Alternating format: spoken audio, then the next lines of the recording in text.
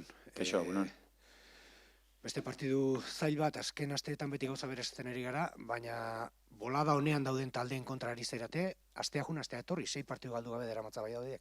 Bai, egia esan, azkenengo partidutan talde handien kontra ari gara jokatzen, ez? Eta, bueno, gainera talde honen kontra eta momentu honean daude taldeen kontra, ez? Baina, bueno, ez doakigu hain gaizki, eta, bueno, baikor izan behar gara, jakinda ere, behar bada, bigarren mailako zelairik zailenera goazela jokatzera eta talde handi baten kontra, baina bueno, taldea ere nire ustez ondo dago eta partidu polita izan daiteke, aldi berean zaila, ez. Ze gora aipatuko zenuke, Valladoliden jokotik? Bueno, asko betu duela, ez, hasieratik zalantza askorekin hasi izan, eta oin momenturik onenean daude, aurkitu dute bere jokatzeko moldea, aurkitu dute sistema, aurkitu dute gero jokalari osonak dituzte, eta momentu osonean daude, eta, bueno, respetuz joan beharko gara ara, baina baita ere jakin dago ere momentu honean gaudela eta kapaz garela irabazteko. Eurek jokatzeko modua eta sistema aurkitu dute, zuek ere bai, itxura, zeati 10 partidu daramatzazue galdu gabe. Bai, bi talde momentura arte lehiatuko gara, eta baita ere momentu honean gauden bi talde, orduan hori, gauzak ondo egin beharko dira, eta jakin azkenengo partidutan bezala momentu askotan sufritzea tokatuko zaigula, euren jokalari, erasoko jokalariak oso ona direlako, eta bueno, eurak suposatzen jakingo dutela, guk gauza ondo ginezkero, gure arriskua daukagula baita ere, orduan bai, partidu polita jokatzeko, eta taldi berean 3 puntu garrantzitsu jokoan, ez. Etxean ezin hobeto ari zarete azken asteetan, etxetik kanpo ere ondo, garrantzitsua litzateke ipuratik urrun ere etxeko maila mantentzea. Bai, puntuak berdin balio dute, etxean eta etxetik kanpo, eta, bueno, egia da ipuruan azkenengo partiduak irabazi ditugula, eta sentsazio honekin joan garela eta hori, baina azkenean puntuak 3 balio dute irabazizkero, bai etxeen bai kanpoen, eta kanpoen ben ere ustez gauza oso onakin ditugu orain arte, eta hor oso ondo egin beharko ditugu, eta beste batzutan baino beto nahi badu irabazi, ez. Fernando Llorente iritsi da, ze suposatzen du zuretzat fitxaketa horrek? Bueno, laguntza bat, ez, pixkator motz geunden goien, ze Frantxuren lesio larriarekin eta Fransolen lesio luzearekin ere bai, eta kontutan eukita Kikek gehiago lagunduko digula egaletan, edo egaletatik hasten, edo Blankorekin bakarrik geratu gara, aurrelari bezala, eta, bueno, azkenan partidu guztia jokatu behar ditu, 80 minutu, eta behar laguntza bat behar genuen hor, eta, bueno, Fernando etorri da laguntzeko, eta, bueno, ikusiko dugu, ez, ialen bailen ondo jartzen den, eta laguntzen digun. Badakizu jende irrikiz dago ia zela ikusteko, demora bat beharko du, deialdietan sartzen hasteko. Bueno, atzo egin zuen bere lehenengo lan saioa, eta ikusiko dugu, denborarekin ikusiko dugu, prest dagoen jokatzeko, egia da lehen bailen behar dugula bere laguntza, ez, pixkatu esaten dizudan bezala oso justu gaudelako, datorren astean 3 partidu jokatuko ditugu 6 egunetan, eta aurrelari bakar batekin gabiltz, eta komeni lehen bailen jartzea, baina ikusiko dugu egunetik egunera, noiz aldigun lagundu pixkat, edo bere formaren arabera, edo ondo ikusi arte, logikoki, ez dugu jarriko. Naiz eta ez jarri, Valladolidera eruateko asmoa daukazu, bintzat, izenak ikasteko. Ez hemen geratuko da lanean. Uste dut, 2 egun galtzea izango zala, bidaiatzen, eta berak orain behar duena da, entrenatu, lan egin, eta hemen geldituko da lan egiten. Lesioak aipatu dituzu, badakigu Frantxu denbora luzerako daukala, Fransol peren bate aipatu leike, ero? Bueno, ikusiko dugu, nahiko ondo doa, baina oraindik ez, ez dakit, naiz medikua, baina oraindik denbora baterako eukiko du. Orain ari da paseotxoak ematen, hasi da, baina urruti dago jokatzetik oraindik ez. Eta alde hortatik 2 jokalari garrantzitsu galdu ditugu zelai erditik aurrera, eta uste dut hortik datorrela, azkenengo fitxaketa hau,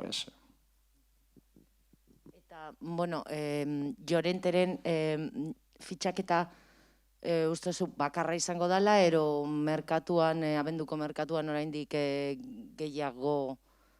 Ba, ez dakit, 2 hilabete falta dira oraindik eta orain gaudenak, ez genuen inor ekarriko espalditzau gertatu, Frantxurena, Fransolena, Anaitzena, 3 lesionatu epe luzerako eduki ditugu, tamalez, eta logikoki zehose gehiago behar genuen, pizkat motz geundelako postu batzutan, eta aurrelari bat ekarri dugu, eta nahi duguna da, bai Anaitz, bai Fransol, eta bai Frantxu lehen jartzea ondo, baina batzuk luzerako daukat, edo 3 ez badia, Eta erderaz, bueno, con la vorágine que se ha producido con la llegada de Fernando, apenas se ha hablado del partido del Valladolid. Bueno, yo supongo que vosotros sí que habréis estado centrados. ¿Cómo ha sido su llegada? ¿Cómo ha sentado en el vestuario la llegada de un jugador de esa categoría?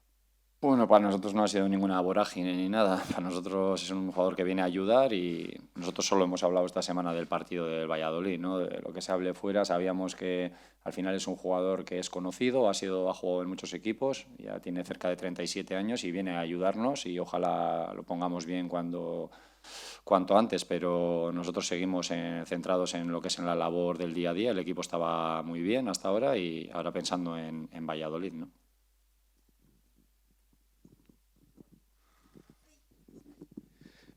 Otra vez, todas las semanas estamos repitiendo lo mismo, pero os volvéis a enfrentar a un Miura y que además vive un buen momento como es el Valladolid. Sí, pues una de las mejores plantillas de la categoría y están muy bien, están ahora muy bien puestos, han encontrado su manera de jugar, están en su mejor momento y bueno, sabemos que cuando vas allí es uno de los partidos más difíciles de la temporada y lógicamente tendremos que tener respeto, ¿no? Por el Valladolid, por el juego que está haciendo, por cómo están ahora y también nosotros tener la confianza y también saber que nosotros estamos bien y que somos capaces que si hacemos un buen partido allí pues podemos ganar, ¿no? ¿Por qué no? ¿Se podría decir que Zorrilla es uno de los campos tal vez más difíciles de segunda? Sí, pues como lo es Ipurúa o hay lógicamente algunos equipos que ya poco a poco la clasificación, pues estamos al principio de liga, pero bueno, ya te va diciendo cosas también, ¿no? De qué equipos somos, por lo menos hasta ahora, los que más cerca estamos de la parte de arriba y tanto nosotros como Valladolid hemos demostrado hasta ahora que estamos más cerca de arriba que de abajo, pues seguro que será un partido difícil para nosotros y difícil para ellos también, eso seguro. En Ipurúa estáis a un nivel muy bueno. Fuera de casa habéis hecho partidos muy buenos también algunos, pero tal vez no habéis alcanzado la excelencia que habéis alcanzado en Ipurúa. El objetivo sería ese, el un poco hacer un partido como los 43, 44 minutos frente al Cartagena. Sí, seguro, ¿no? Al final siempre tenemos cosas que mejorar y fuera de casa siempre tenemos margen de mejora y aunque hemos hecho cosas muy buenas fuera de casa, pues sí, quizás es difícil, ¿no? Cuando juegas fuera de casa tener 90 minutos en los que tú seas superior, tú juegues bien y el contrario no te haga nada. Pocas veces he ido yo como jugador o como entrenador a un campo fuera de casa en el que el rival no te haga nada, no te haga un gol, no te haga ocasiones. Es difícil, ¿no? Más cuando vamos a jugar contra un equipo que tiene de mitad de campo para adelante artillería, ¿no? Tiene gente de todo, de calidad, que tiene gol, tiene gente con rupturas a las espaldas, tiene gente que partiendo de banda se asocia por dentro, grandes pasadores, buenos centradores en los laterales. Claro, es difícil, ¿no? Cuando vas contra un equipo así, pero ellos también pues tendrán que tener cuidado porque nosotros también tenemos armas, ¿no? Sabiendo cómo juega el Valladolid, ¿qué tipo de partido prevés? No sé. Antes de los partidos no me gusta. Nosotros al final haremos un plan de partido, conociéndoles bien a ellos y sabiendo lo que queremos nosotros y ellos harán lo mismo, ¿no? Prever antes de un partido lo que va a pasar. El otro día, visto el primer tiempo, ¿quién iba a prever que nos íbamos a quedar con 10 y que íbamos a acabar pidiendo la hora y jugando 50 minutos con 10 cuando era un partido de 4-0? El fútbol, prever lo que va a pasar, yo creo que nadie podemos prever lo que va a pasar, ni tan siquiera los que estamos todo el día dándole vueltas a esto, ¿no? Prever, más que nada, hacer un plan. Creo que es importante siempre tener un plan. Creo que en eso tenemos un plan para ir a Valladolid, lo hemos trabajado y vamos a ver si sale bien. ¿Qué esperas que os aporte Fernando Llorente? Que nos ayude, ¿no? Primero ver cómo está y pues viene para ayudarnos en una posición en la que estamos muy justos ahora y nada, encantado de que haya dado este paso de venir y él está contento, nosotros también de que esté y cómo va a ser como un jugador más, que en base a cómo esté y eso pues nos ayudará, nos aportará. Comentabas en euskera, a Valladolid no lo vais a llevar. No, se quedará trabajando aquí. Bueno, has hablado también de las bajas. Toño es una de ellas. 2 partidos le han caído de una acción que, bueno, no sé si quieres decir algo al respecto o mejor morderse la lengua. Bueno, no, es una expulsión injusta, no hace nada, pero y 2 partidos me parecen excesivos para una acción así que no hubo nada, pero también hay que aprender y hay que andar más listo otra vez, ¿no? En un partido en el que tienes controlado, que está siendo superior y que lo tienes casi ganado, no puedes tú dar una facilidad de esas o dar pie a que el árbitro te expulse por una tangana o lo que sea y no sirve de aprendizaje. Lógicamente es algo excesivo y para mí injusto, pero también tiene que servir de aprendizaje, que eso no nos puede volver a pasar, ¿no? Y hacer autocrítica también. Vale, Gerorte.